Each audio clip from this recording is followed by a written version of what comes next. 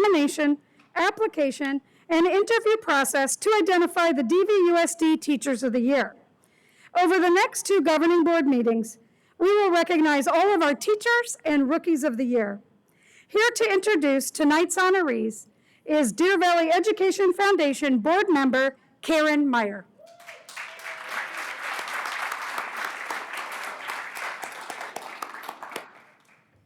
Thank you. It is my pleasure to be here this evening to honor these teachers. And I would, first of all, like to thank our sponsors who are on the next slide right here.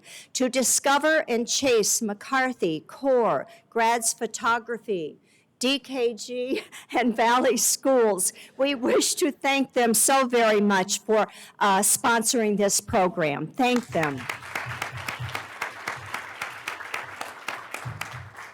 Okay, and next slide, please. We are now going to honor our Deer Valley Unified School District Teachers of the Year for the year 2020-2021. And we will start with Diane Allen.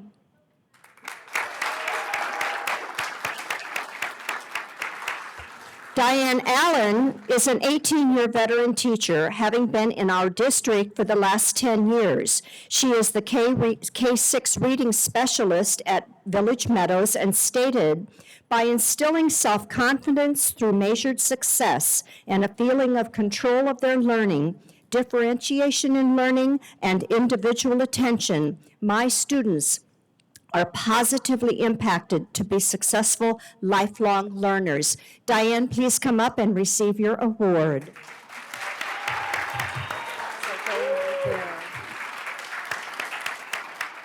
Congratulations. And then come to the stairs and we will take your picture. Hey, you're first. You can take the checks. Yeah. And then come stand at the bottom of the stairs. Okay? And we'll get a picture.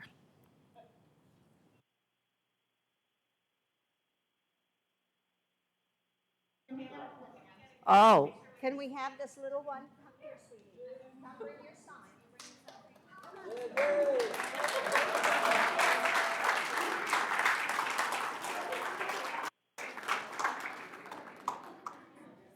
Put it, yeah. Okay.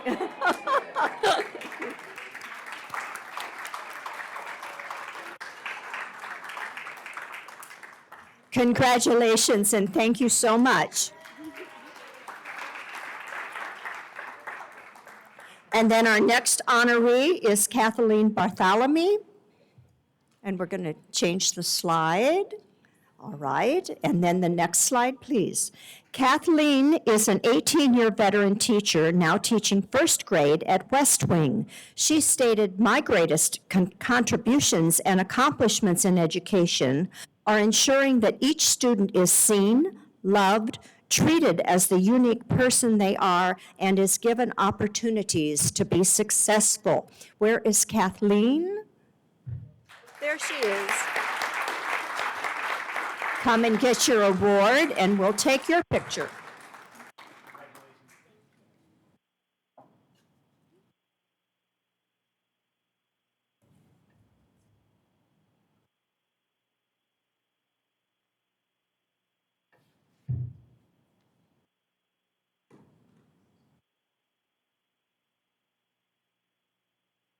Oh, wait, we've got one more. Okay. Congratulations, Kathleen.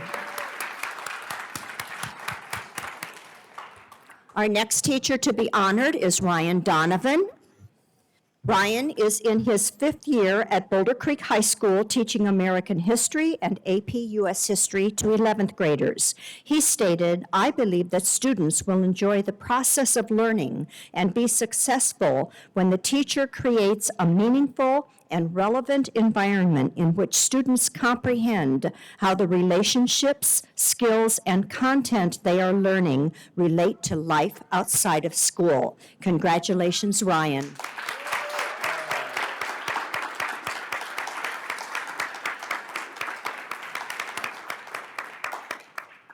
Congratulations, Steve.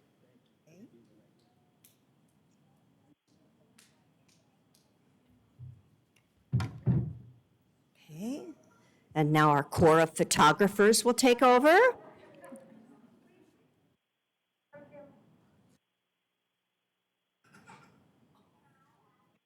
Okay, and one more. Wait.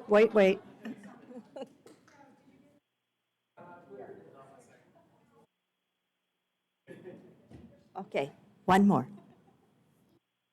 Okay, thank you, Ryan.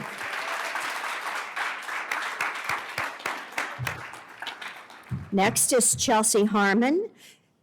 Okay, Chelsea has been in the district for 14 years and is now at Terramar Academy of the Arts teaching physical education. She stated, "I positively impact students' lives by focusing on their social emotional needs and being there for them daily. All students need support and encouragement in their life, and I am here to help them all of the time." Where's Chelsea?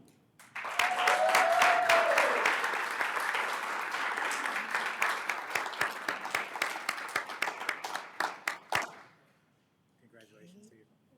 You're right here.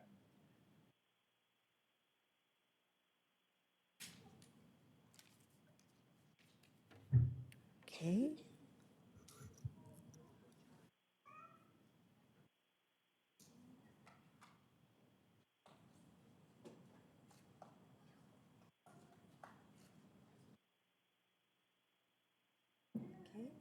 One more.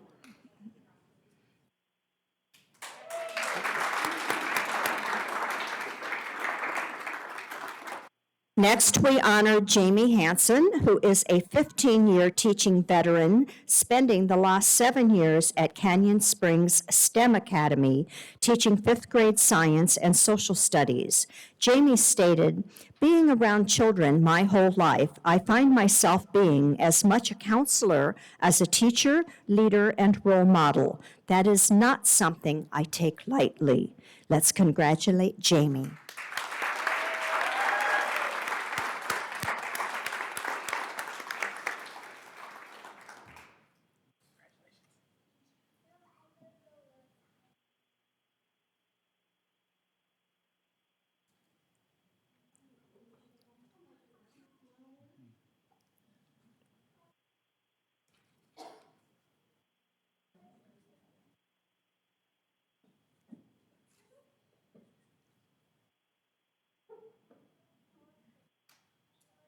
Okay.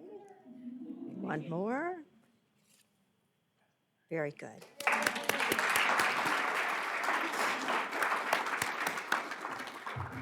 Our next honoree is Lauren Harrington, who has been with the district 5 years and now teaches 1st grade at Esperanza. She stated, "The classroom environment, the positive interactions, and predictability are all things that I believe a good teacher does. But the most important thing a teacher can do is to create memories that last a lifetime." Where is Lauren?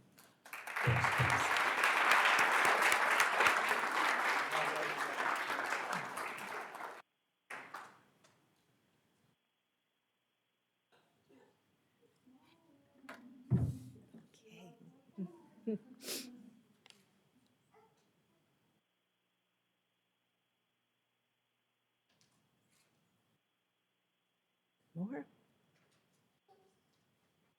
Perfect. Congratulations.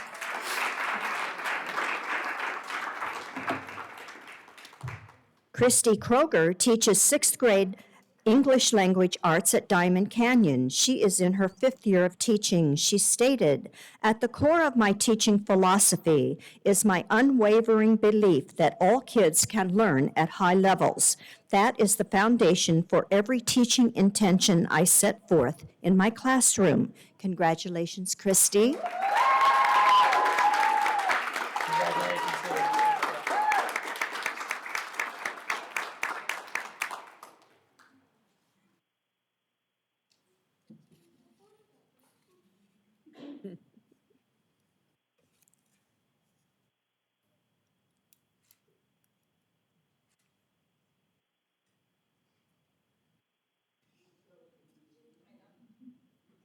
Perfect. Okay.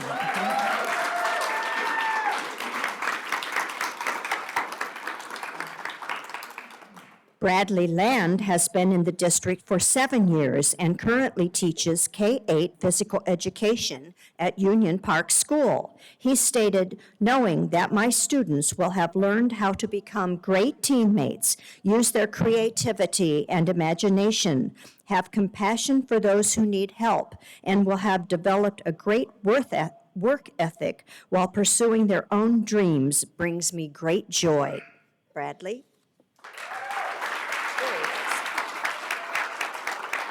Congratulations to you.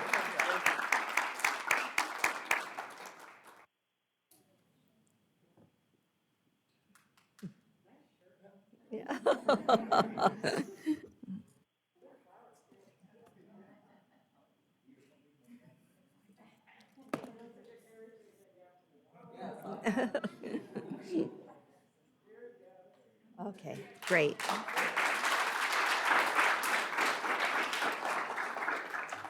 Debbie Moore is a 25-year veteran teacher, having come to Mountain Ridge High School 6 years ago.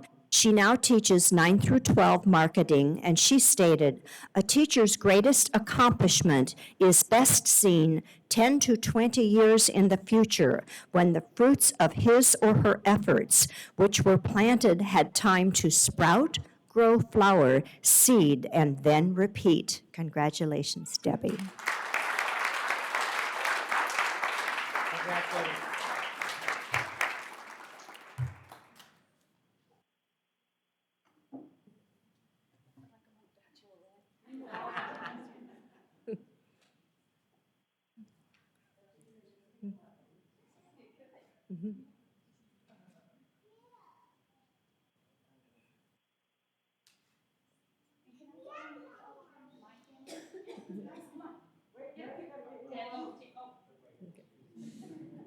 Oh, I guess they're not going to do it.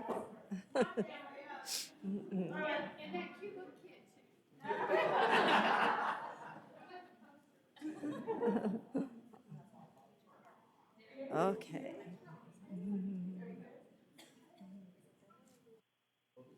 Oh, wait, we want to take, okay. Okay. Okay, very good. Nice job, Jen. Yeah.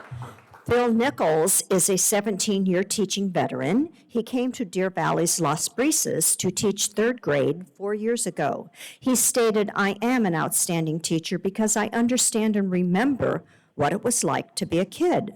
I play into the interests of my students, but also introduce them to things that will spark their imaginations. Phil?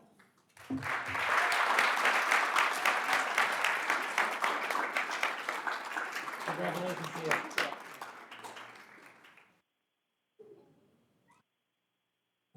Okay.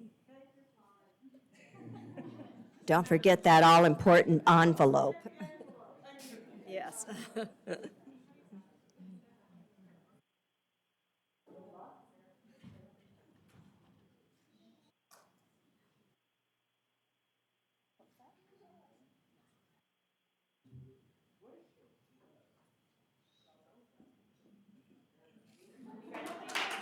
Congratulations.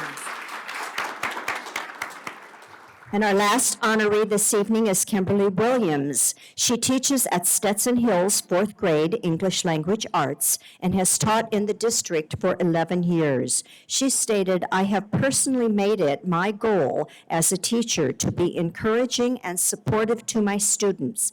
I want to be remembered as the teacher that impacted them positively and propelled them to success. Kimberly.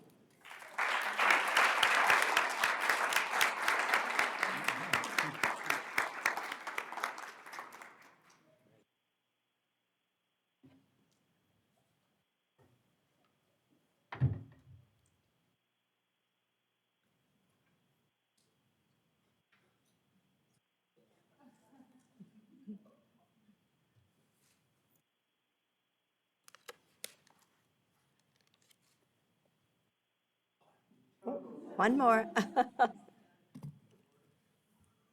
Very good. Let's give all of our teachers a wonderful round of applause.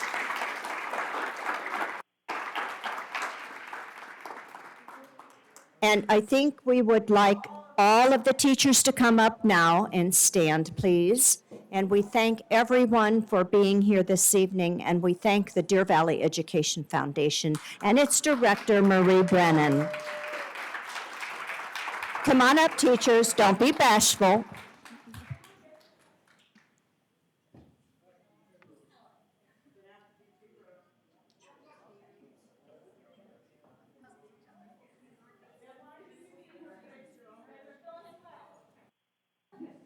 That's a good group, Caleb. Yeah.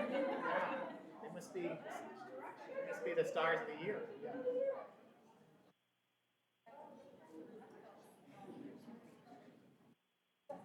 Hold, don't move.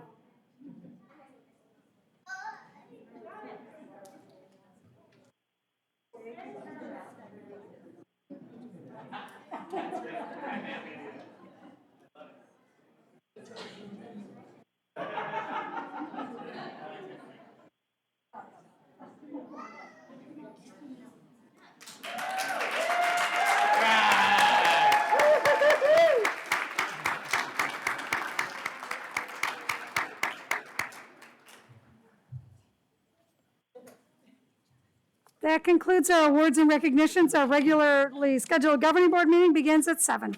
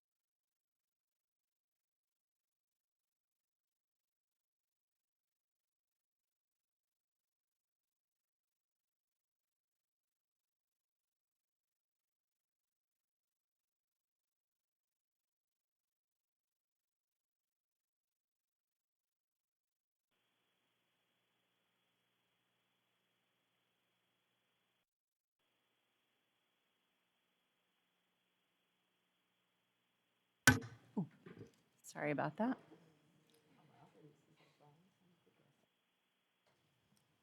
Do I have a motion to adopt the agenda?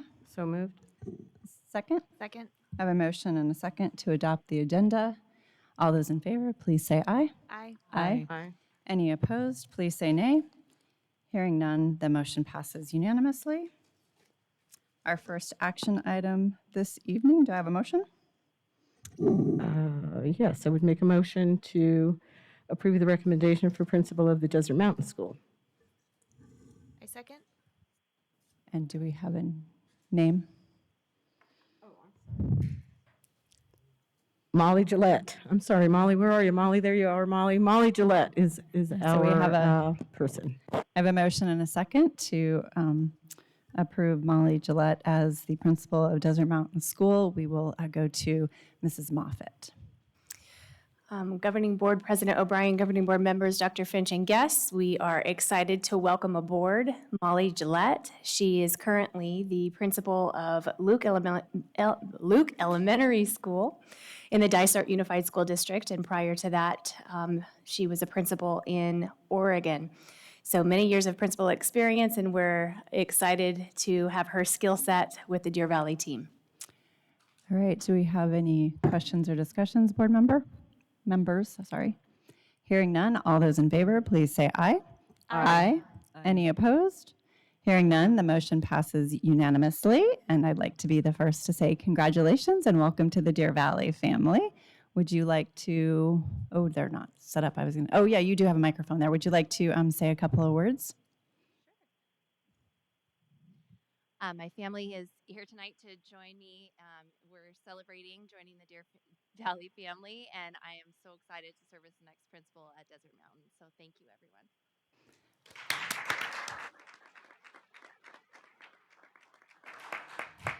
Well, again, congratulations and welcome. All right, item number 3B. I would ask that the governing board approve the recommendation for principal of North Terra Canyon, Teresa Milks. And do I have a second? A second. And again, we'll go to Mrs. Moffett. We welcome Teresa Milks. She's actually been an employee and part of the Deer Valley family in many different capacities, as a teacher coach, instructional coach, as a dean, and currently the assistant principal at Stetson Hill School. So welcome, Teresa, as a principal. Welcome to the principal team. Do we have any questions or comments, board members? Hearing none, all those in favor, please say aye. Aye. Aye. Any opposed, please say nay. Hearing none, the motion passes unanimously, Can we break out into loud applause now? and we can. Congratulations, Ms. Milks. Would you like to say a few words? Sure. I want to thank everybody for their support, and I have two special people in the room. Miss Moffett, I did a little internship stint student teaching with her, and also Kathy Dominguez over there. I student taught with her too, so I appreciate everybody supporting me along my journey, and I look forward to getting to know and build relationships with the North Terra Canyon community and my parents. But this is not. Well, congratulations and welcome, and thank you, special guests, for being here. We're so excited to have you move into the team as a principal now. Awesome. Big round of applause for our principals. All right, we will go to our district reports, the Safe and Healthy Schools report. Dr. Zerbach.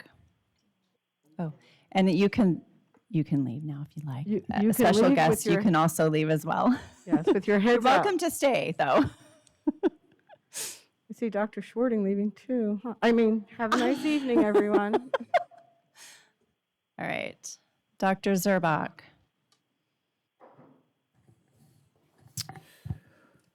Okay. Good evening, President O'Brien, members of the board, Dr. Finch. As always, it is my pleasure to present the Safe and Healthy Schools report, and let's get started. Tonight's agenda is a tad briefer than what it has been in the past. We will have topics such as the community level of transmission metrics, which we always present. We'll talk about the impact on operations, and then a quick update on our testing opportunities Jenna has a couple of items that are of importance. One just came out today that she will talk about, and then we will field any questions that you may have. Starting with our case count, I do not believe this is a surprise to anyone in our community. For those who have seen anything in the news, we do know that there are high levels of COVID throughout the state and the nation. The one positive piece that I will point out in this graph is that the rate of growth definitely has slowed when you see our last data point. And another positive piece is that the epi curve, which is a daily count and it's more even current than what this would show, is showing a slight decline at this point. And so I would expect that at the upcoming metric that are given to us on the Thursdays, that those will start to decline as well. Our rate of positivity is at 41.25%. Again, this is in the high threshold above the 10%. It has been in the high threshold for a while. More attention is paid on the case count, which is the previous slide, but nonetheless, this is a metric that continues to be presented to the community, so we will continue doing so. This is the epi curve that I referenced in the case count slide, so you can clearly see here that the bar are coming down. And so this gives you a visual demonstration of what I was talking about in terms of seeing that metric come down in the coming weeks. Most of the experts at County Health, along with the national experts that have watched how Omicron has hit other cities, both here in the US and in other countries, are showing that the fall comes quite steeply, which is a good thing for us, and we do anticipate that to happen here as well. This is our case count by school age. Again, a graph that we have shown in the past, and so this captures cases of COVID-19 for students ages 6 through 18, which again captures most of our students that are in our school system. Our COVID dashboard, again at dvusd.org/dashboard, is a document that we update and we show the number of active cases that are at our school sites, along with a couple of district sites as well. Our most recent update was yesterday, and we came in at 314. There are more than 314 cases that are active right now. As you know, on the Mondays, we reach a point when we draw the line, if you will, and we start cleaning some of the data to make sure that our numbers are, again, as accurate as possible. But numbers do continue to come in. So in reality, there's probably another 30 to 40 cases that come in after that point. That is something that is well known by folks, that has been asked in the past. But again, that would be the same for any of our data points that are up there. So the positive piece, again, that you can take from this is, along with the epi curve graph that is showing the decline, we also are showing somewhat of a decline here. This is a one data point decline, so I'm not yet ready to say that it's a pattern or trend for us, but I do look forward to hopefully saying that this number continues to trend down. Okay, our impact on operations as far as our classrooms that were converted to virtual. I know that this particular bullet point has drawn some attention, both locally here in our district and in surrounding districts due to some of the media coverage. So in our past 2 weeks, so since the last time that I came to you to talk about the impact on operations, we've had approximately 12 classrooms that we converted to virtual. Again, that number is comprised mostly of preschool rooms, and it's at one middle school at an 8th grade section. We did have a scenario where the staff members all were unable to teach in person, and so that's 4 of those 12 classrooms are from that one particular situation, and then the rest of those are mostly preschool.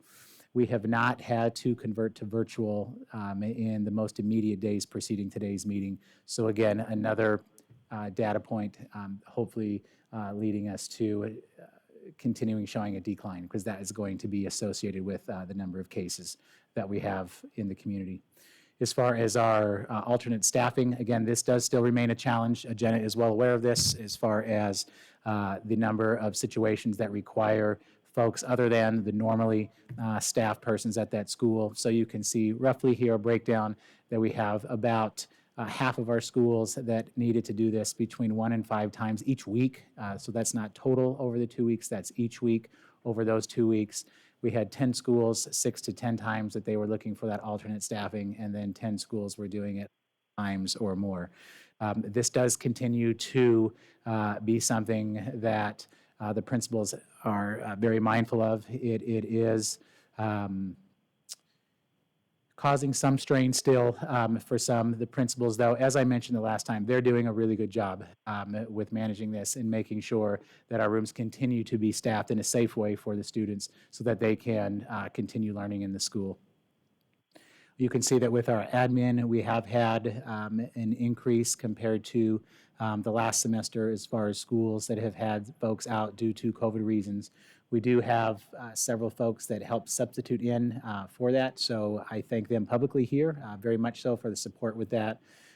Those absences as well, though, have declined in the days that have most recently preceded tonight's board meeting, and so again, I'll take that as a good sign. And then our nurses' absences due to COVID, we have had several schools with that as well. Again, I'd like to thank Jackie Duarte for her leadership with that, as she really does make magic happen as she helps substitute herself at these schools and then get other support because that does present a major help to the schools when there is nurse support there. All right, on our COVID-19 testing opportunities, I mentioned to you at our last board meeting that we were increasing our presence to accommodate the need due to some of the surge that we were seeing in the community. And so, as you know, we have our testing that's here at the district office on Tuesdays and Fridays. We will be adding a day beginning next week.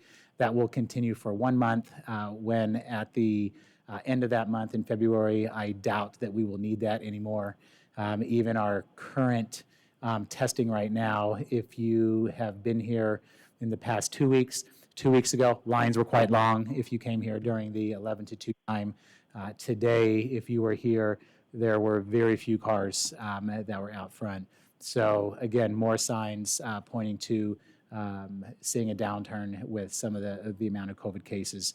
We did have some pop-up testing that we presented, so we did that at Stetson Hills to start.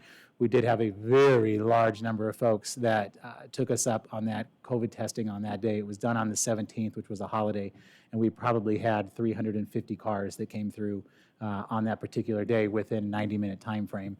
That's a lot of cars, I can tell you, for 90 minutes, and so it was quite busy. Last night, we had testing at Village Meadows in Terramar. I don't know the exact count at Village, but at Terramar, I know we had about 150 cars that came through during that time. Tomorrow, we will continue at Sunrise and Canyon Springs, and then we have additional schools that are loaded up for us. This is not the easiest of logistical operations, I will tell you. I did mention cabinet today. Our testing vendors are really no different than what you are hearing in the news about other industries. They too are having issues with staffing and getting some of their tasks completed. So it has been slightly difficult in terms of keeping these going. So we will keep our eyes on the numbers. If the numbers keep coming down as we have been seeing, and again with our district office testing, that is something that we may cease from continuing in the near future. But we will continue those for this week for our families, and then again, we will make adjustments as we move forward with that. Okay, with that, I'll pass the baton over to Mrs. Moffitt. Jenna? Thank you. So the last few board meetings, we've been bringing you up to speed on the OSHA, and this morning, if you were watching the news this morning, OSHA withdrew their emergency temporary standard, so we will no longer need to bring those reports to you as the weeks go by, but we in HR were happy to learn of that news. As you know, we were working diligently to figure out how we were going to manage both the weekly testing and the vaccine, but they did withdraw that standard this morning. Also, just a reminder, the last board meeting, we went over some of these parameters, and there still are some questions, so I'll quickly review that we do continue to need our employees to report to covidreport.dvusd.org. Please do not email us directly, rather go here. And if you are a close contact, there is a possibility that we will direct you to return to work and wear a mask for 10 days and test on the 5th day after exposure. There is also the possibility that we'll ask you to stay home for 5 days in quarantine, test after the 5th day, and if the test is negative, that you would return 5 days masked for 5 of those, masked while you're around others for 5 additional calendar days. And then COVID positive, 2 possibilities here as well. 5 days isolation if symptoms are improving, no fever in 24 hours, then 5 days with a mask when you return. There are cases where the employee is not recovering as quickly, is not recovering within the 5 days, or has a fever within that 24-hour period of time, so they would be eligible to continue to isolate through that all the way up to the 10 days. As you know, COVID leave is available for employees that have already not exhausted that leave, and on rare occasion, we do have an employee that might need beyond those 10 days, depending on how they're recovering from their COVID symptoms. Thank you, Jenna. And President O'Brien, the only thing I would add before we have questions is that we have sent quite a few parent communications out throughout the past 3 weeks on a variety of topics related to testing, et cetera. And so the community hopefully has been made well aware of the items that we are addressing with respect to the safety plan and the COVID-19 management. And with that, that will conclude the Safe and Healthy Schools report. Thank you, Dr. Zerbach, and I just want to say thank you very much for that partnership with Emory Health for the additional testing, especially for our staff and students in this peak time. Board members, questions tonight? Mrs. Paperman? Thank you for the information. My question is, I know that have concerns with student grades from quarantine or from being in the classroom to online, virtual. So my question is there leeway or differentiation to give the students opportunity to President O'Brien, Ms. Paperwin, yes. Thank you. Mrs. Ordway? Very good report, and thank you for the information. There was a couple of, or a question that went around that, that was in a few emails the week that we had the Monday off for Martin Luther King Day. We skipped that week. I was just wondering if we skipped it or it was skipped because we didn't get the information from the health department. President O'Brien, Ms. Ordway, we this entire year have not updated a dashboard when there is a Monday holiday. That's all anyone wanted to know. Thank you. Mrs. Reed? I have a specific question regarding student participation in after-school extracurricular activities. So if a student has COVID, they test positive, and their 5-day isolation period, they come back to school on day 6, they're fever-free, symptoms are improving. Are they allowed to participate in extracurriculars? So like, we've got theater going on and band concerts and sports, or do they have to wait until their 10 days are up? President O'Brien, Ms. Reed, yes, they are permitted to participate. They are permitted to? Correct. Okay, thank you. Mrs. Fisher? I will just add, Ms. Reed, there are some particulars with respect to athletics regarding how symptomatic the students were prior, and that is for health and safety protocols. They would still be able to be there, but there are a few exceptions, I guess, just that I would add for athletics to that. But for the most part, the answer to your question is yes, they are permitted to participate. And are those specific details are shared with coaches and athletes? Coaches and trainers. Okay. I just want to make sure that because we have so many student athletes, we have so many, I would say that if you're singing or you're playing an instrument, that's about as athletic as if you're running, as well. But I want to make sure that our parents and our students know what those are, maybe prior, rather than having to hear about it, thinking that they're getting better, and then, they're devastated because they miss out on something that they're looking forward to. Copy that. Thank you. Mrs. Fisher? We had a parent send an email that just made a good point. I'm glad to see that our kids are starting to get back to being kids and being, I don't know, kids communicate with smiles and faces and playing together and whatnot. But we do have some children who do have a higher level of needs, medically fragile children or children that have additional concerns. Do we have an information for those parents who are not comfortable sending their kids to school because they're just not comfortable because not all kids are restricted. But do we have resources for those parents? President O'Brien, Ms. Fisher, the answer to that question is yes. So our student support services division, nurses, they all are in communication with families. For instance, if you're talking about a medically fragile population, and are giving them information about resources that are available for that. Okay, my concern is just mainly because, special ed, you get that IEP 504, what have you, and you're on that radar, so you're good. But some kids have medical issues that won't have IEPs or 504s, and I just don't want any of those children to drop through cracks. Is that all, Mrs. Fisher? All right. Did you have something else, Mrs. Ordway? No. All right. Thank you. Thank you. Dr. Zerbach and Mrs. Moffett.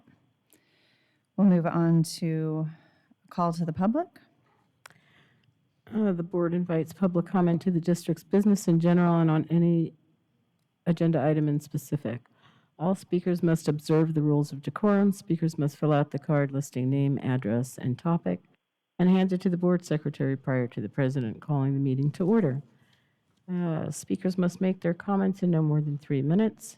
If necessary to accommodate all speakers within the 30-minute overall limit, the board president may shorten each speaker's time. Constructive criticism is in order. Rudeness, vulgarity, disruptive conduct, or remarks disrespecting personal dignity are not in order and will not be allowed. Under the Arizona Open Meeting Law, the governing board cannot discuss or act on any items not listed on the agenda. Board members may respond to criticism made by a speaker, ask staff to review a matter, or ask that a matter be put on the future agenda. Tonight we have 5, and if you could line up Paul Carver, Rosemary Spalding, Jessica Lewis, Laura Bates, and Michael Jensen.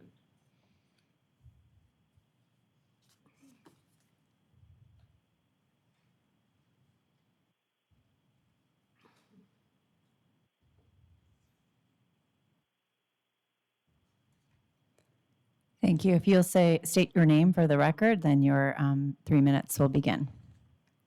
Good evening. My name is Paul Carver. At the last board meeting on January 11th, 2022, the High School Math Adoption Resources Committee reported to the board on its status concerning the new curriculum. The committee was asked specifically if parents had been involved and their feedback sought. The committee admitted that parental involvement was at nearly a 0, whereas they had only received feedback from solicited sources such as teachers and students. The committee, according to the bylaws, is required to seek and get parental feedback. I don't believe posting to social media is a very good attempt at reaching out to parents when they could just as easily send email blasts out to request feedback, among other easily implemented processes. This failure to secure parental response on the proposed curriculum made me look into the bylaws and the curriculum. Realizing after reading the bylaws that I'm a bit late to the party to potentially have an opinion, I did try and access the materials through the district website. If you go to the website and click on the link to review the materials, it comes back as being a bad link. If you follow the instructions on the bad link and send the requested email, it comes back not deliverable. My point being, besides bringing this to the board's attention, is simply that in an age where communities no longer have faith in our elected officials, including boards of our districts, I would think it would be not only in the students' best interest, but in the boards to put a better foot forward in increasing transparency and doing more to remove the shadow of doubt, acting in a manner that is beyond reproach rather than having the appearance of trying to act in the shadows. I respectfully request you postpone moving on this curriculum until a more comprehensive response can be had by the community. Thank you for your time. Thank you for your comments, sir. Our next speaker, if you'll step to the microphone, state your name for the record, then your time will begin. I'm Rosemary Spalding, and I do want to thank all of you for not responding to our affidavits. By not responding, you have said that what we've given you and stated in our affidavits that you agree with how you've been proceeding. So today I'm here to give you some more because we have investigated and found that you are getting $34 million in ESSER funds from the government. And you're keeping our kids masked, shots, and everything just to receive this money. And we know that you have to, every 6 months, fill out paperwork showing what you're doing in order to receive the money. So this is maladministration paperwork for every single one of you. And I want you to know with maladministration, it's a class 4 felony. So there's jail time in that. And we are seeking the grand juries back into the hands of we the people. And by doing that, we will make sure that we take you to the grand jury with this paperwork. So I just wanted to make you aware of that you've definitely acquiesced in what you are doing to all of us and to our children. So thank you for not responding. I appreciate it. Our kids will too. Not only that, but I'm sure Ann O'Brien knows that LD15 censured you for your inappropriateness of the way you've been handling things. So I'm glad to be here to let you know that too. Thank you for your comments.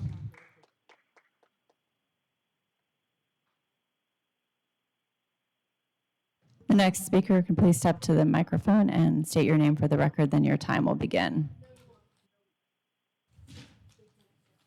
My name is Jessica Lewis. I'm new Please, here. sorry, hold on just 1 second. I apologize. Please start her time over. Just wait 1 second.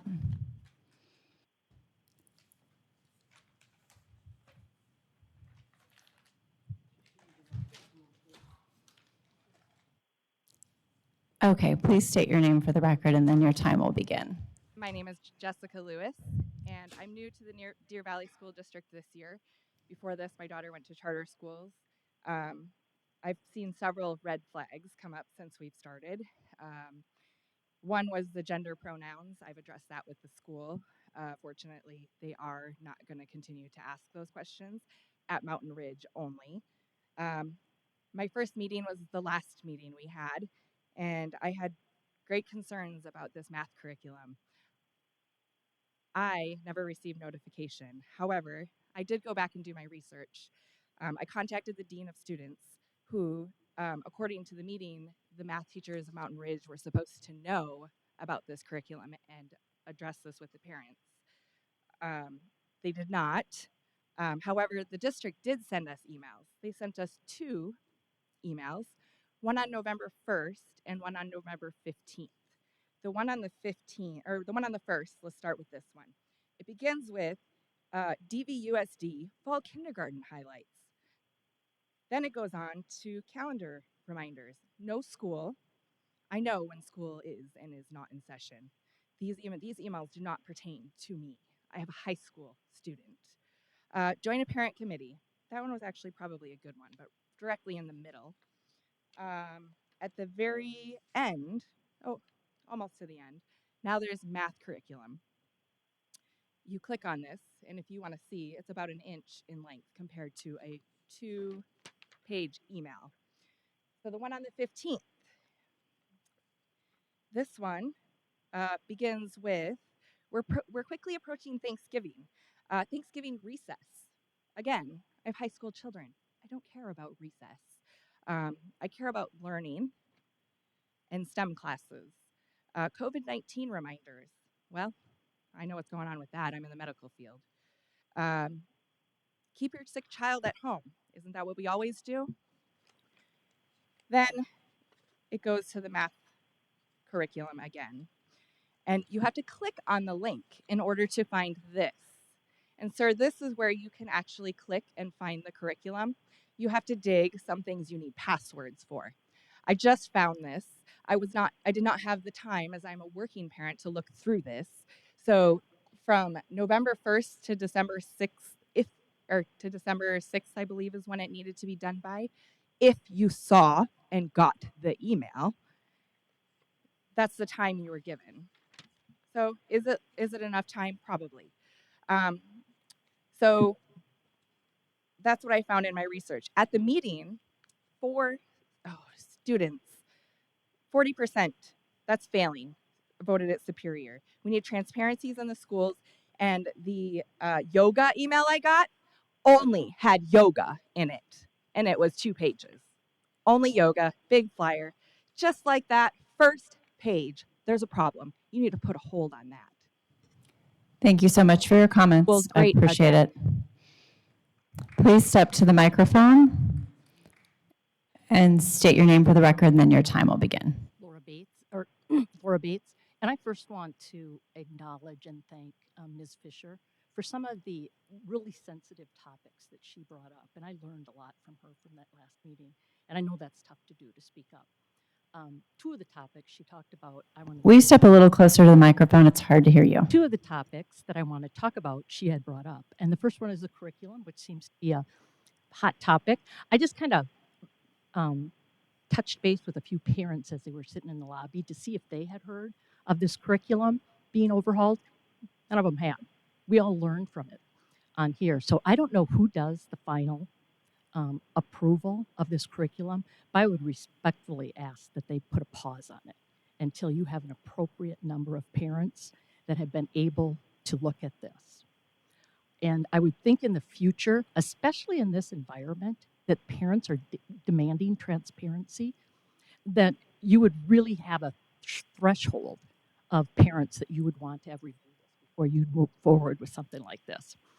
Just from what I heard at the meeting last time, I had red flags going up on the curriculum, teaching children how to math in real life and conversations. And I'm just wondering what those conversations would be.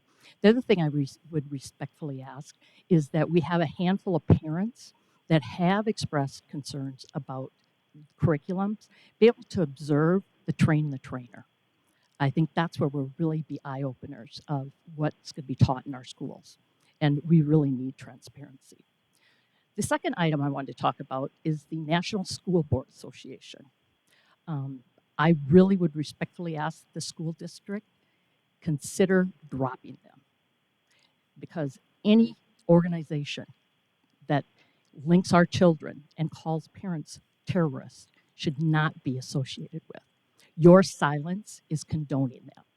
And so I'd ask that that be, and I know at the next school board elections, those are some of the things that I'm going to be pushing for and promoting, is that the person be willing to stand up and get rid of that National School Board Association.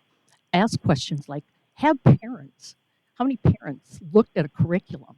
I mean, 10 parents? That should have been a red flag in this environment. So I'd like to thank everyone for your time.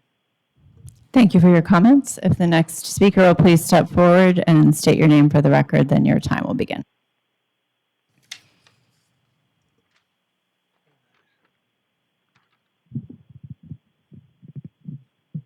My name is Michael Jensen. I'm here because I got an email from Deer Valley, multiple actually, about masking and vaccines. So we're going to get back to that. But you called them conspiracy theorists when they said it'll never go back to normal.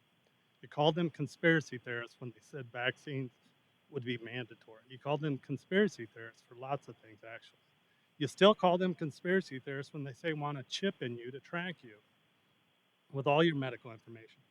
The fact is, you never took the time to do the research. You got fed propaganda and you ate it up. Uber Eats brought it to you and you ate it up. Or you wore a mask to a restaurant, and once you got to the table, you took it off because you were safe, or you ate it up. I have remained silent too long, and you parents, I'm sorry. But you are on notice that you will be held accountable for continuing to spew this propaganda. I have sheets here with how to get a 5.5-hour long video with many doctors and headed by Senator Ron Johnson from Wisconsin. This is mainstream now, people. So it's past time you made the effort to expand your thinking. If you care one bit about any child in the school district, then take the time for this. Your government hates you. As soon as you are able to see this and accept this fact, I promise the last 2 years will start to make sense. Maybe the last 35 for some of you older people. But that's your choice to make. However, being on the school board entitles you certain privileges, that 34 million apparently, but also responsibilities. Educating yourself on topics in regards to policy that affect these children is important. If you don't think so, resign. The facts show that children are more likely to develop a life-altering reaction from the vaccine than they are to die from COVID-19. So why would you use your platform to promote it? I'm pretty sure that people that want it can get it. That is a decision for the parents, and they get fed enough bad advice sponsored by Pfizer from the news. The voices you need to hear are silenced. Real doctors, real scientists, removed from platforms, not asked to come on the nightly news to give you a different perspective, allowing you to make an informed decision. If you allow one more email to go out, you lose the right to say you didn't know. After tonight, your answer needs to be, I chose not to know. You are pushing this fear porn on our children when we won't stand for it. If you disagree, resign. But you need to educate yourself. Educate yourself on the vaccines. Educate yourself on Common Core. Some of you have been here a while, maybe you know this, but find out if Obama's $65 million book deal was indeed from a subsidiary company to a company that made billions from Common Core. Awfully coincidental. These people hate you. They steal from you to make themselves rich, and then they poison your children because they hate them more. This all ends when we say it ends. We're a community that wants what's best for our children. We want. Thank you for your comments. Okay. Old business? We'll move on to, you can hand them all to her. Move Thank on you, to sir. 6 for Old business. I would ask that the governing board accept the administration's recommendation to approve the high school math adoption resources. I second. All right. Dr. Galligan? There are no changes to what we presented at the last board meeting. Ms. Fisher did send an email this morning just asking about why our link was not live. And as I explained, the adoption for public review went out public on the website on October 7th, and we closed it on December 6th. And at that time, the adoption committee then made a determination using the different data points that they received from parents, community, teachers, students. And that is what we brought you on the last board meeting. So I just wanted to clarify that as I sent that to Mrs. Fisher earlier today. It is open. We opened it up this morning, and it will be open through the end of this week if there are parents who would like to look further at it. They can always contact me, or they can contact Courtney Reyes, who is our math CIS. Thank you, Dr. Galligan. Board members, Mrs. Fisher? Um, I actually had a hard time finding it even after I got your instructions. And none of the links would work from my computer. And that could just be that there was a block for some reason. But I actually had to go all kinds of weird ways and end up typing in and just Googling looking for those resources. And had a difficult time. Yeah, you do come up with blocks, like you can't look at things, or you need a login password, or things of that nature. I remember back in the day, which I guess wasn't all that long ago, we received messages all the time from the school district for when there's going to be a budget survey, when there's going to be a new curriculum adoption. I remember entering this room when they adopted Engage New York. And we had tables all over the place so we could really see what our children were going to be presented. I remember a lobby full of books where anybody who wanted could come look. And transparency is just really gone. It's just gone. I get more information from the school districts south of us because they're soliciting, enrollment. Even though I don't have children that would be in those schools, my children are slightly older. But even for my grandchildren, I get elementary ones. I am not sure what's going on with our curriculum adoptions, but they've gotten more and more and more internal committee and less and less public input. And I know that seems maybe a small point to someone, like a math teacher would think, well, I know what to teach. I teach math. I understand that. But even going to the convention with the homeschool moms, back in the day when I homeschooled, there was, 10 women in our homeschool co-op. And when we went to the convention, everybody had a different curriculum in their hand because one, liked the Bible verses. One didn't like to have Bible verses because they were specific in their religion, whatever. But parents want to engage. We have parents wanting to engage, and we're not seeming to give them the opportunity. So I just think, I do think we need new math curriculum.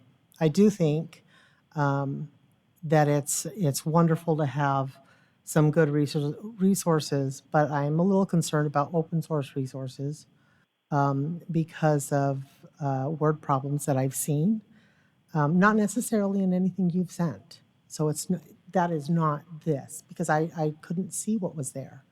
And this is high school. I don't know if they're going to have, well, they might have word problems still. But I am concerned that our parents did not get an adequate opportunity because in the last few years, 3-4 years, it's little by little gotten more back of page 7, by the funnies, and people don't see it. So that's my concern. I don't know that I'm comfortable adopting. I know we need it, but I don't know if I'm comfortable adopting it. Not like my vote matters, but I don't know that I'm comfortable adopting something that our parents really haven't gotten adequate input on. That's just where I feel. Any other board member questions? Mrs. Paperman? When I came into Deer Valley as a school board in January, I know I have stated in the past that one of the goals that I look as a board is for community collaboration, transparency, that's very important. Hearing parents that they couldn't open a website to look at curriculum. As a board member, that's telling me that we need to find other ways to make it easy access. Because the reality is, when a board member, when parents community cannot see, for example, a curriculum, that's going to come back to us. So we need to have a better way, maybe upgrade the technology, make it easy for them to go in and search. Because the reality is, everyone needs to be looking at the curriculum. Everyone needs to be in agreement, especially parents, because they have their own values for their children. So this is an issue that we're facing, and I think as an educator, we need to focus on being togetherness, to be together, not division, collaborating, working together. So, I'm looking to see that we move forward in a positive way. I don't feel comfortable moving forward with this curriculum since I have stated that we need to work together. We need to have the community to also be part of it. And if there's issues, then we need to pause it and give parents this opportunity to look at it. Thank you. Mrs. Reed? I was going back through my DVUSD parent emails to look and see, and I remember seeing when they came through in November. Is there a reason that it wasn't sent out earlier in October when we opened it up in October, or was it just an oversight?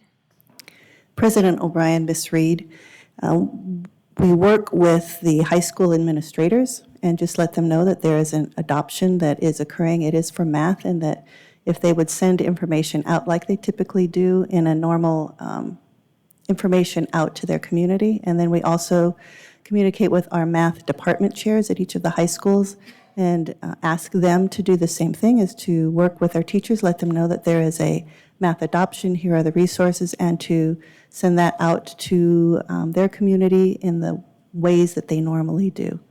Can we improve? Well, obviously, we certainly can, and that will be something that we'll work on as a adoption group and be very specific moving forward with our campus administrators, our department chairs, and identify a better way to communicate to the parents who have children that will be receiving a new adoption. We thought we had a process in place that included that, as well as our website, as well as other communications like our parent letters out, but we can improve, always. We can always improve. Well, and I know that we have with the previous board, we did some work on the communication process for curriculum adoption, and I apologize, I can't remember which curriculum it was, but the board did decide to extend. We paused a vote and allowed for another 2-week commentary. The previous board did to get more parent input, and I believe, and please correct me if I'm wrong, during that 2-week period, we really didn't get any other comments from parents, but we did give them the opportunity. We did send that back. One suggestion that I would like to make is, I have an 8th grader, and who will obviously be using this curriculum next year if it's approved. And so I think one thing that would be really helpful is that when we go through this next time, when we have a curriculum adoption, to also target the students who will be using it in the future. So I know that probably middle school parents would have liked to look at the curriculum as well. I know it did go out to everybody in the parent blast, but I think maybe asking the middle school teachers to send that out would have been helpful, and especially since some of our students walk up for math. I think that is another point. If we could also utilize maybe the school marquees, since we have rotating marquees now, to let parents know either to check their parent email or to let them know that there's curriculum adoption going on. I think that would be helpful. We spend a lot of time sitting in parent pickup lines. But I do remember receiving both of those. And I'll also say that having 4 kids in the district, when we've asked when we've asked teachers to send out information about curriculum adoption, I remember I got it when we adopted new reading curriculum for my kids from my students' teachers as well. And then we also did get something from my principals when they did that. So I know that it's not 100% all the time, but there are teachers and there are principals that are sending that information out to parents when the board requests it. So I am open to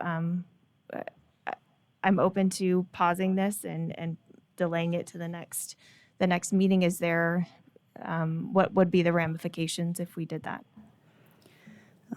President O'Brien, Ms. Reed, some of the materials are print materials and some are online materials. So it just pushes back the timeline to push out to our teachers, but there is still plenty of time. Our goal in any curriculum adoption during the school year is to have the materials in the teachers' hands prior to the end of the school year so that they have the summer to be able to utilize those new resources. For example, the last week in May, we will have our PLC Summit, and our teachers will be working on unwrapping their standards, looking at their resources, so it would be great to have the math resources available for teachers at that point, but we still have time for that. Are you done? Okay, thank you, Mrs. Reed. Mrs. Ordway, did you have any comments? Dr. Galligan, when the email was sent out in real time when it was sent out, the link was working? President O'Brien, Ms. Ordway, it was working from October 7th through December 6th. Okay, thank you. Dr. Galligan, can you just remind me how we select the parents who are on the committee? So a call goes out on our district website, and then we also send information out via various parent letters and other ways. Parent updates, we'll call them updates, but they're the parent letter from the district. And in some social media that lets parents know, or our community, that there is an adoption committee forming, and if there are parents interested, to let us know.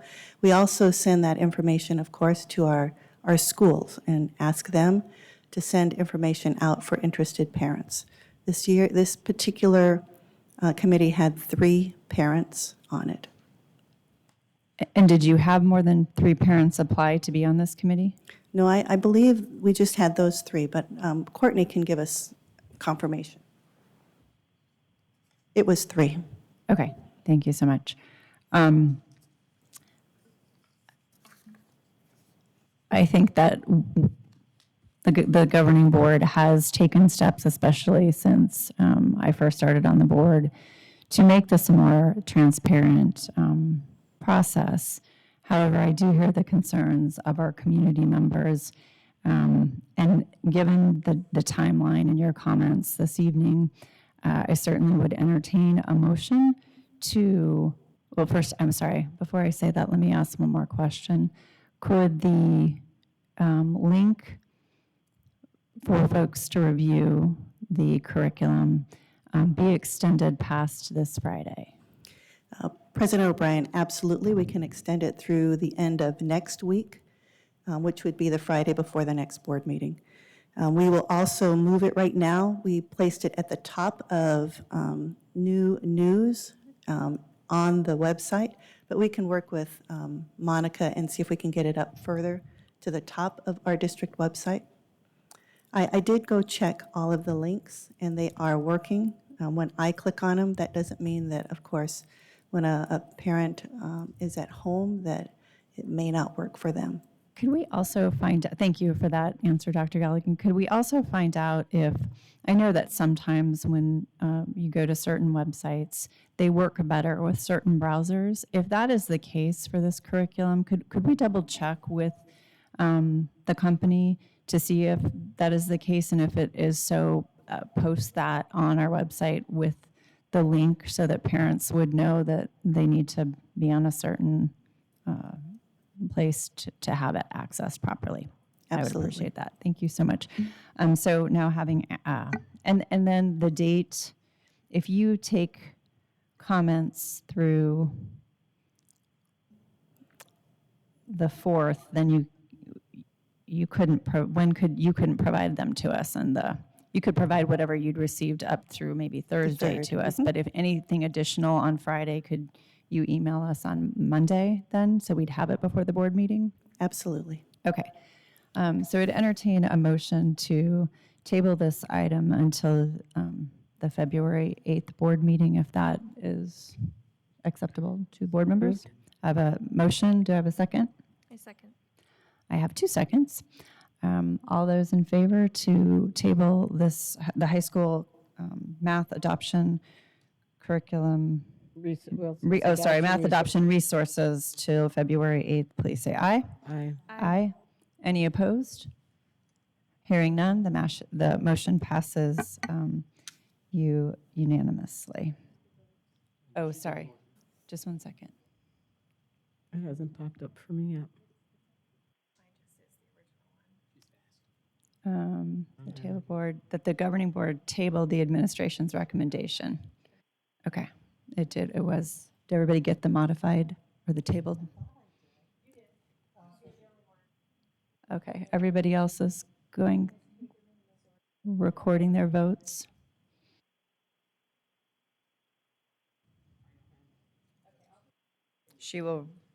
Mrs. Taylor will record your vote for you, Mrs. Ordway.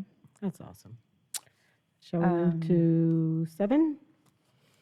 Yes, please move to consent I agenda. would recommend that the governing board approve consent agenda items 7A through 7H. I second. I have a motion and a second to approve consent agenda items. All those in favor, please say aye. Aye. Aye. Any opposed, please say nay. Hearing none, the motion passes unanimously. We'll move on to 8A. Let's see. I would ask that the governing board approve recommendation for elementary number 32, school name, mascot, and colors. Okay, and we are going to go to Dr. Zerbach.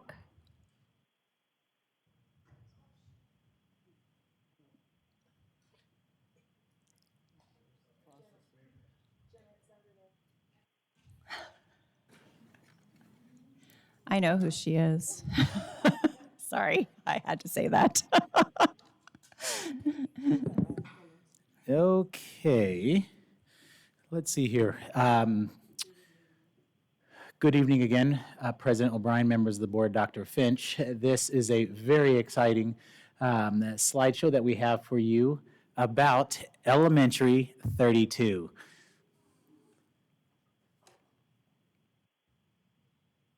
Okay, so Dr. Shorting and I have a few slides that we want to share with you. Once we get later into the slideshow, there is a point when we may ask for a drum roll, I believe, when it failed. But we do have a few slides to provide some context for you before we get to that very exciting slide. So this first slide here captures some of the pictures at the start or the infancy stage here of Elementary 32. It was a very exciting day. I believe that was in September, the picture on the left, when we had the groundbreaking. I had a lot of students out to talk about some of the great things that happen in our system, and as the students will matriculate up throughout Elementary 32 and eventually into O'Connor. And so that was a special day for us all.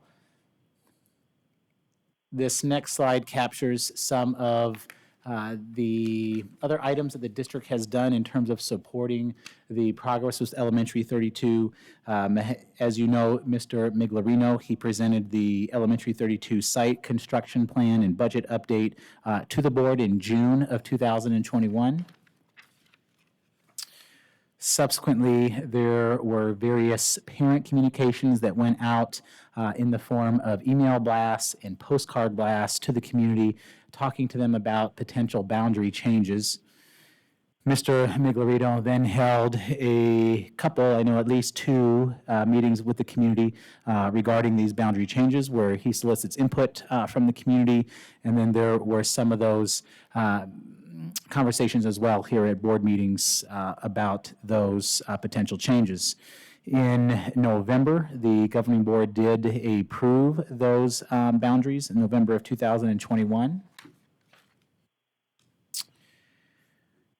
Subsequent to that boundary approval, there continued to be various construction updates that were provided by Mr. Miglarino. There also were additional messages to the community that started to provide more information to our parents. Social media then began to get used more frequently. And then we had principal interviews for Elementary 32. And as you know, Dr. Schwarting, our reigning principal of the year, was named Elementary 32 principal in December 2021 at our board meeting. After that, our communications and community engagement department continued to provide email updates to our parent community members, family, staff, etc., to receive more updates about what is happening with E32. Surveys were then sent out, getting into the items of the mascot, name, etc.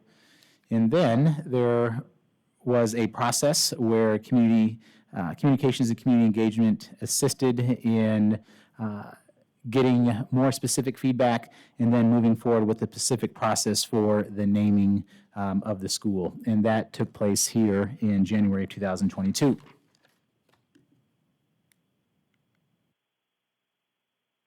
And this picture shows us. We were very excited when Dr. Schwarting was named in December. Okay. And with that, I guess before I give it over to Dr. Schwarting, I would just say that as you are well aware, board members, there is an AMG that covers the process that is to be used when we have a naming, when we have new school colors or a mascot. And so that AMG was followed. And so I'm ready to pass the baton to Dr. Schwarting to take us into the most exciting parts of tonight's presentation. Dr. Schwarting. Okay, there we go. Push the button. Well, good evening, President O'Brien, Superintendent Finch, governing board members, and guests. The following presentation outlines the procedures used for naming Elementary 32 and choosing the school mascot and colors.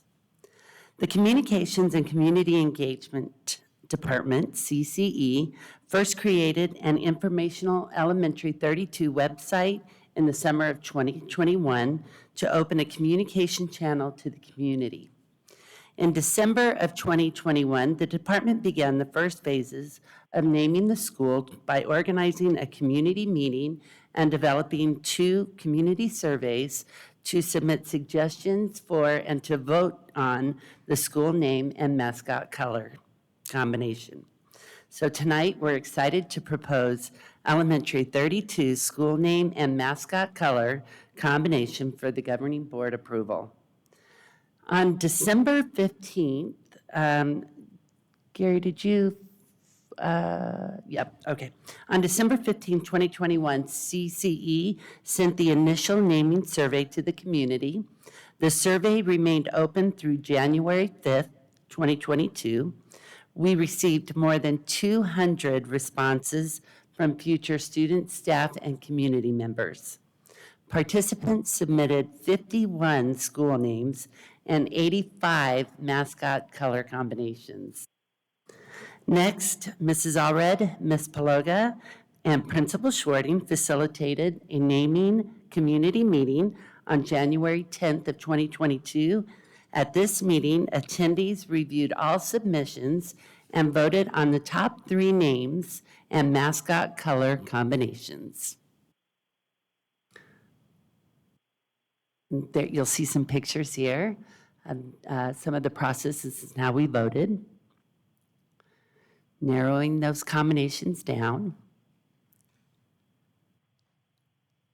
And the top 3 names were Dean Hills School, Inspiration Mountain, Inspiration School. Our mascot and colors, Cardinals, red and black, Knights, royal blue and black, owls, purple and black. The CCE sent a final naming survey to the community with the top 3 choices for school names and mascot color combination. The survey was open from January 11th, 2022 to January 18th, 2022. There were more than 800 responses from future staff, student, and community members. So the survey results are as follows. The survey results for school name: Inspiration School, 17.1%, Dean Hills, 35.6%, and Inspiration Mountain, 47.3%. The survey results for the mascot color combination are as follows. Cardinals, red and black, 29.3%, owls, purple and black, 34.8%, and in a last-minute surge, the Knights came through royal blue and black at 36%. It was a close race. So Are the you ready for the drum roll? Here we go. Inspiration Mountain Knights, royal blue and black.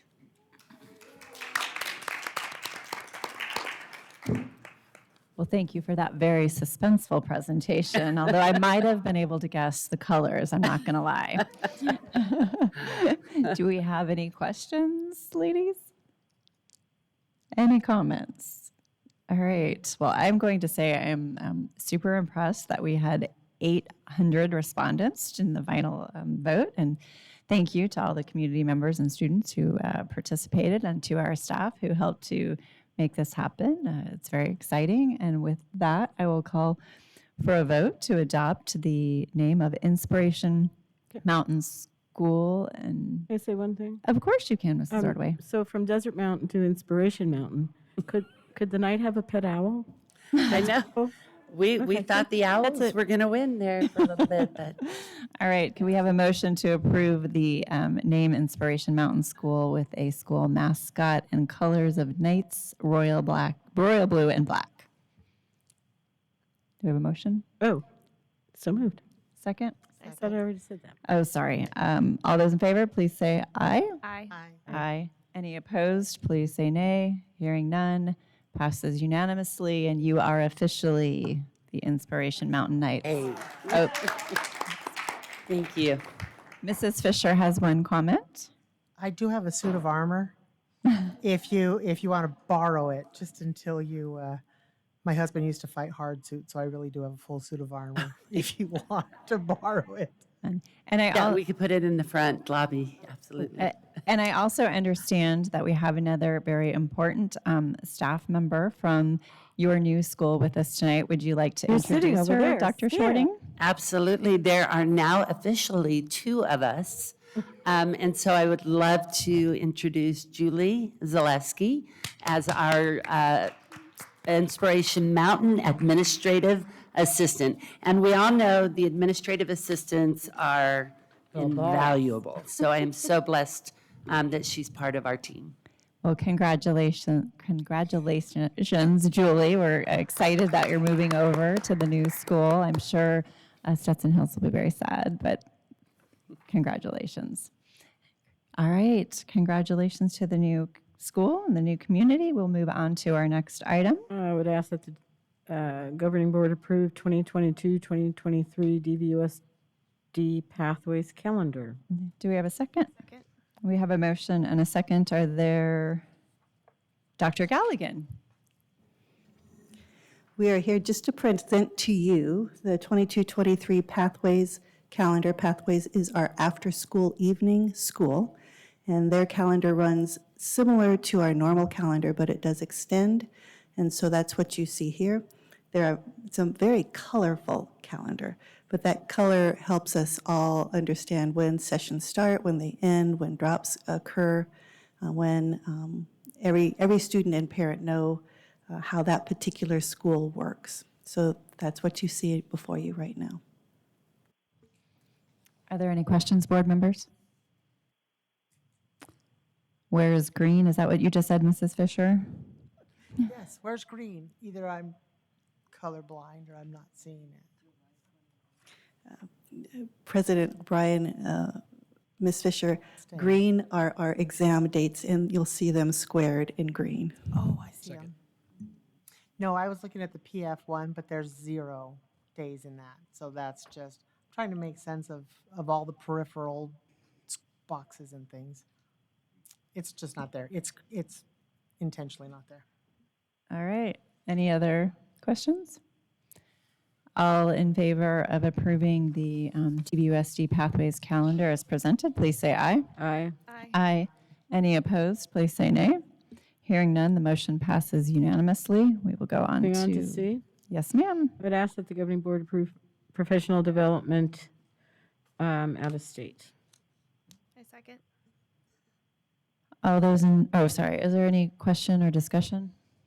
Seeing none, all those in favor, please vote, say aye. Aye. Aye. Any opposed, please say nay. Hearing none, the motion passes unanimously. Oh, that would be correct. We'll move on to reports. Mrs. Paperman? I would like to say that I had a great virtual meeting with Steve Watson. We had a great discussion. I also met other individuals in the district, and the topic was about teacher stress. It was great information hearing from other districts how they're dealing with it and supporting teachers. So I hope, I believe that every district was there, so I hope whoever was part of that in Deer Valley, that they'll get some suggestions, because we're looking more at teacher retention. We want to make our teachers feel feel comfortable, welcome, mental health, give them that support.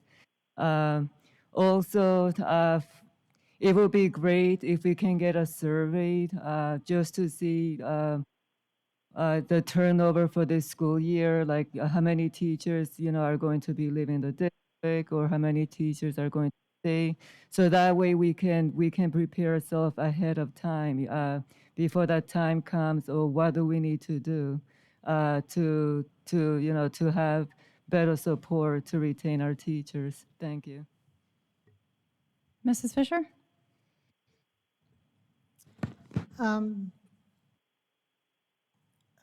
As I've started to heal, I get better each week.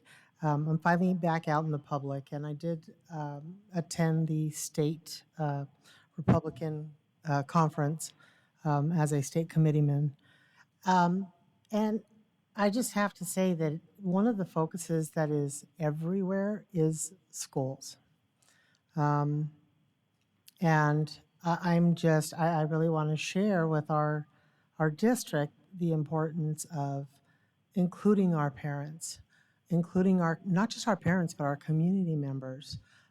There are so many individuals that don't understand education at all, and they want to eliminate our district schools. They don't understand that district schools are the choice of some parents. They are the best choice for some kids. And so are charters and homeschooling and ESAs and the other choices. And our parents really need to be empowered. But I get the sense that a lot of our elected officials don't understand that. However, they're capitalizing on it because every campaign has education as a priority. I really hope that our district, all board members, the superintendent, our cabinet, our teachers, our community start engaging with our voters and with our elected officials and let them understand what it is the public district does. I'm very concerned on how the vote may go and the problems that we may have in the future, even with a lot of the legislation that's going through. And I 100% support accountability, but I also support an even playing field and comparing apples to apples and oranges to oranges. So that was just one of the major concerns. The other concern is, because I finally am back on social media, mostly reading, more so than engaging, but I'm sad to hear many parents in other districts talk about how active they are and how excited they are to be involved in their board meetings, in whether it's positive or negative, because some of them are not, some of them are. But I'm really sad when I see posts from our community and our parents that say, why bother? They don't want to hear us. Why go? We can't even get in. Or why? I just think we need an outreach. It's just my opinion. 5 years ago, our focus was to get our parents in here and engage with them. And today, they don't see the point in engaging with us. So those were my concerns for the week. I've only had 1 week out in public, or so that's it. Thank you, Mrs. Fisher. Mrs. Reed? First, I just want to just thank our staff and our support staff and our teachers and our administration and district staff for the hard and courageous work that you all have been doing over the last 3.5 weeks with all of the call outs and with COVID rising in our community. I appreciate all of the extras that you have done. And speaking to some principals that were here tonight, principals were cleaning bathrooms and vacuuming and covering classrooms. The assistant principal taught my daughter's social studies class this week, and people are pulling so much more than what their job descriptions say. And I know that it's been really, really difficult. I know that our staff is exhausted. And I just want to say thank you. I see the work that you're doing. I know that it's hard, and you're trying to cover the loads of your fellow staff members that are out and do your job. And I know that our staff that are home are feeling guilty about being sick, and they're having a hard time just focusing on recovering so they can get better. And I recognize that struggle. And I also want to say thank you to parents. I've seen a lot of parents in community groups and school groups that have stepped up and encouraged other parents to write notes and emails thanking teachers and staff members for the extra things that they're doing. I've seen collections go up to buy food for staff member breakfasts and lunches. And I've also seen parents reaching out and saying, if you have the extra time and you can sub, please sign up and sub along with me. We have a lot of parents that have done that in the pandemic. And just want to say, you don't have to have a college degree to sub in Deer Valley. There are other positions that you can do. We need paraprofessional staff subs, and we need office staff subs. So there are a lot of things, and I know that Jenna would be happy to help answer any questions about how people can step up and help keep our classrooms open with staffing. So thank you all for that, and thank you to our students for being flexible and for trying to make the best out of another crazy school year. When I was thinking about what I wanted to discuss in my board update tonight, I think it's important and that, like Mrs. Fisher said, that our parents and our community get involved more at the state level when it comes to education. And I know that I had brought it up a couple of months ago, but I want to see if we can have a further discussion on how the district can help engage our parents and our community with legislation that's going to impact our district and our classroom and our students. There's the Request to Speak system that I don't think with the community advocacy that Mrs. O'Brien and I have been doing there aren't a lot of people that understand that system or know that it's there or how to work it. And since we are in the business of education, I would like to ask that the district consider putting information on the request to speak system on our district website of what that is and how they can engage with state officials. And then at our board meetings, quickly discuss informationally and nonpartisanly the bills that are being talked about down at the Capitol that are going to impact the way that we educate students and impact our funding. I think that parents don't always know that, but we have a lot of parents who tune into our board meetings. I don't know if there is truly a nonpartisan group out there that reports on educational bills, but if there is one, it would be, I think it would be helpful to link that on our district website or on our school websites and send that information out to parents. Or if somehow we can get information from our lobbyist on what bills are going on, I think that that's important information, not only for our parents, but also for our teachers, because that affects their job and how they can do their job, and it also affects their pay. And then in regards to parental involvement and community involvement, back in 2017, 2018, I was a parent before I got on the board, before I ran for election. I was a parent in the district who was concerned about parental involvement also, and looked at what some of the other parents in other districts were doing. And there are 2 districts around us that have what's called a United Parent Council. One of them is Paradise Valley, the other one is Peoria. And they specifically interface with parents in a different manner besides just with their parent organizations like PTSA and things like that. So it's basically, to put it in broader terms, in hopes to be clear, it's like a PTSA or PTA for the entire district. And they have a board that's elected by parents also, but they have the parent interest first and foremost. And I presented that to our board at the time and presented it to Dr. Finch. And that board decided that that was not something that they wanted to look into and to do.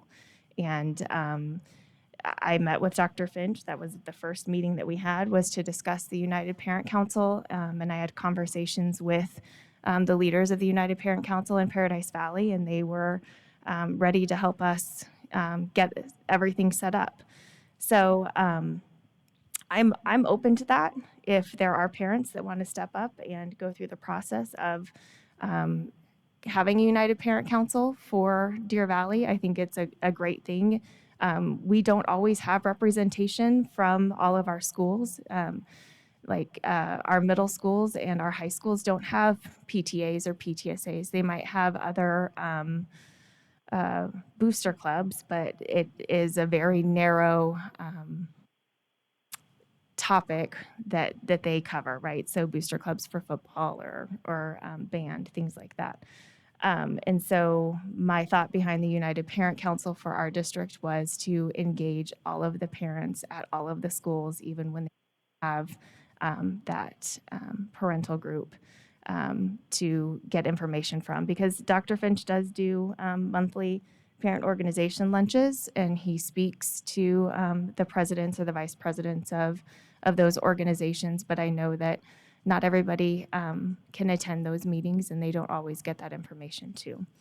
So that is my report for the evening. Thank you.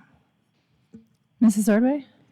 I'm going to keep it short. I just did want to, again, commend our Deer Valley community.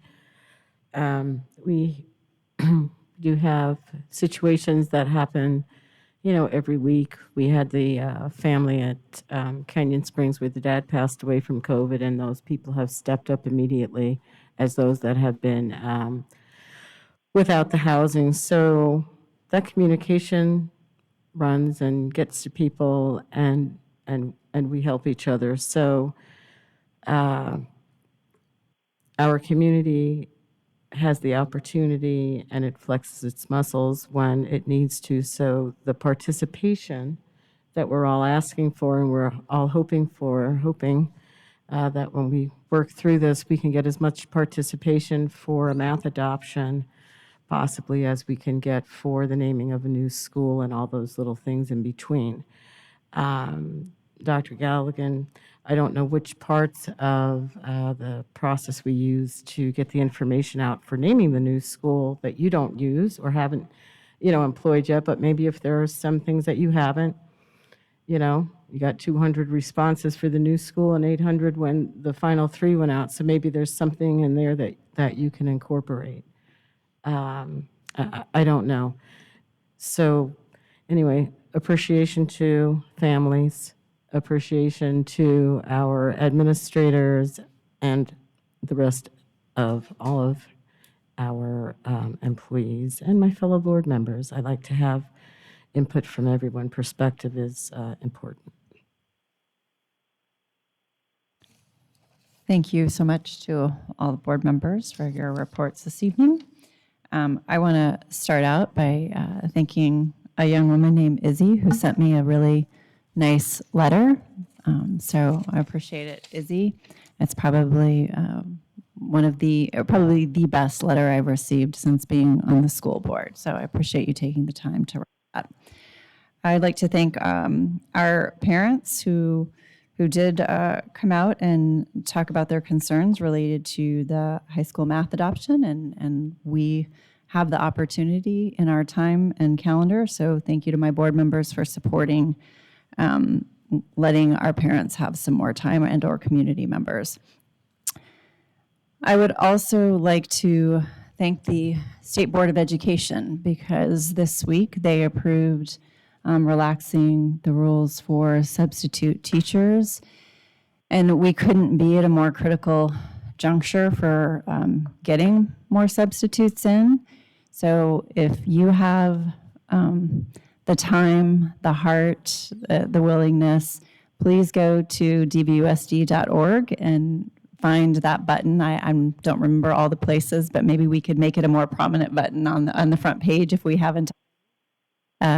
Because we have made it they made it a little bit easier to become a substitute, and not just in our district, but across the state. And if you have a heart to do something else on a temporary basis, there are, I'm sure, plenty of classified substitute spots as well if being in a classroom in front of 30-ish kids is a little intimidating or overwhelming. But community members, we know that we're in this together and we need you also to be successful. And I know our teachers, administrators, and staff and students would be eternally grateful for any additional help we could get at this time. So thank you to the State Board of Education for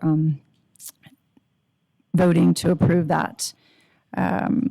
Addition, I couldn't agree more with Governing Board Member Reed regarding the legislative session and potential bills that are going to be impacting our community members and our school. So I would encourage you to get signed up for the request to speak, learn about the bills, and not just education bills. There's plenty of bills out there. I think that last time I heard it's well over 1,000 bills. And so if there's something that interests you, please contact your state legislators. Deer Valley Unified School District falls within 4 legislative districts, 1, 15, 20, and 22, which means there are 4 state senators and 8 House of Representatives to contact regarding your thoughts on any of the legislation. And I would like to ask if the PLC day that we had it was the first day back from winter break, there was a section done, and I always mess up this wording, so I apologize, standard-based, I want to say learning. Is it learning or grading? I'm not sure which term we use. A standards-based green mindset. Standard-based mindset. Mindset, okay. Yep. There was specific training on that, I believe, and would love if you would share the feedback you received from the teachers with the governing board members in the Friday update. That would be awesome. And then I'd like to, I guess, end on a high note, because if you didn't join us prior to the governing board meeting actually started, then what you missed during the awards ceremony was the Deer Valley Education Foundation honoring 11 of our incredible teachers as the 2020-2021 Teachers of the Year, because we're a little delayed for COVID. But it was incredible to have them all here and see all of those wonderful teachers be honored. So thank you to Executive Director Marie Brennan and Board Member Karen Meyer, who is here. So appreciate your support, continued support. And with that, I will ask Dr. Finch. Oh, I had one other request. And I know with everything going on, but are there any thoughts about maybe bringing back a conversation with Curtis in a setting like Elevate? I know that given what's going on in our schools, I don't know where you're at in that, but maybe you could put that in the Friday update for us. And now it can be your turn for a report. All righty, thanks. Just received a sticky note that said that request to speak is on our Budget 411 page if you want to double check and use it. You are correct, though. That is a great tool to contact your legislator. You have to set up an account. It shows you how, and then you can log on and give your information. As you know, legislation is something I've been doing for many years. It's something I find interesting.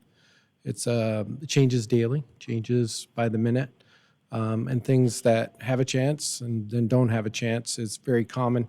I'm on the executive board of the two shakers in the state, ASA, the superintendent's executive. I'm on their executive council, and then on EFRG, I'm on that one as well. And so I enjoy that, and I do put blurbs in my Friday update, but as you said, there are like 1,000 bills that drop. So some of them have traction, some do not. Some are political statements, some are campaign notes. And so we do keep an eyeball on that. I'd say the one, obviously I've hit it before, the big one is the aggregate spending limit. Ms. Mock's been filling us in for the last month on that one. And that one is a hot one for Deer Valley, well, actually for all of the schools, because it will cost us about $35 million, I believe. It's a statewide $1.2 billion number. It's a real number with the real problems attached to it. And so we'll continue to keep you posted on that. Contacting your legislator for them to get rolling on that would be helpful. I think they're kind of waiting for the judge to rule. They were supposed to rule last week, and I haven't heard anything, so it must have got punted. So we'll keep you posted on that one as well as it gets closer. I think March they have to have a definitive answer because they need to do some paperwork. So we'll keep you in the loop on that. In this very room, we hosted regional superintendents and we do virtual as well. And my goal there, again, is to make sure that Deer Valley is at the epicenter of everything educational. As you know, we do well academically against our peers and against those around us. And so we want to continue that and making an impact at the state level. We had January 19th, I believe, was the 100th day. That's the official day for the count. And as you know, I was wrong. I thought our enrollment was going to be flat this year. I incorrectly guessed that, and we ended up with just under 2% increase, which I was obviously elated, but I thought it would be about a year delayed. So that's good news for Deer Valley to pick up a 2% increase that I wasn't really expecting for an enrollment. So that's great. And obviously that helps with retention, et cetera. We can keep our programs moving forward and continue to be one of the leaders in the state. We had spelling bee in here as well. Dr. G ran that, and she gave the winning word today, and my cabinet eventually figured it out after we asked 40 questions. But there are It's not easy doing the spelling bee. I mean, how do you survive without Google? I'm just saying. There's kids there that are walking Googles. And so we have one champion, and we have 7 other students that are being allowed to go to regionals as well. So looking forward to that. It's coming up. And HR is going to have a career fair in late March. Throwing out a little advertisement there. We have about 200 openings in our district at all times. So we can always put you to work. Thanks for the plug there, Miss O'Brien. We need that. And last but not least, I did get the opportunity to watch a 4 overtime girls basketball game between O'Connor and Ridge. The family feud went down to the buzzer 4 times. And it was a historic event, and I was glad I was there. My Twitter feed and Instagram page was blowing up. So congratulations to good, it was great sportsmanship, great, the coaches were great, the refs was great. It was a great environment to experience sport and that activity. And so very proud of the coaches. Win or lose, it's how we respond, just like life. So I'm very happy with how that game worked out. I'm sure there's half of the crowd that wasn't excited about it, but the other half were. And we do have a little, I saw something on Twitter today, that we have an O'Connor kid that is going to be on the Olympic team in hockey. Yes.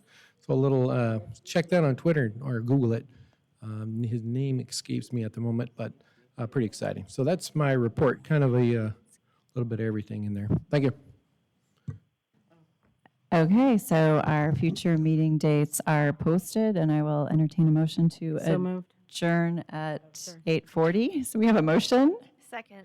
and a second. All those in favor, please say aye. Aye. Aye. Any opposed? You can stay and help with chairs. We're adjourned at 8:40.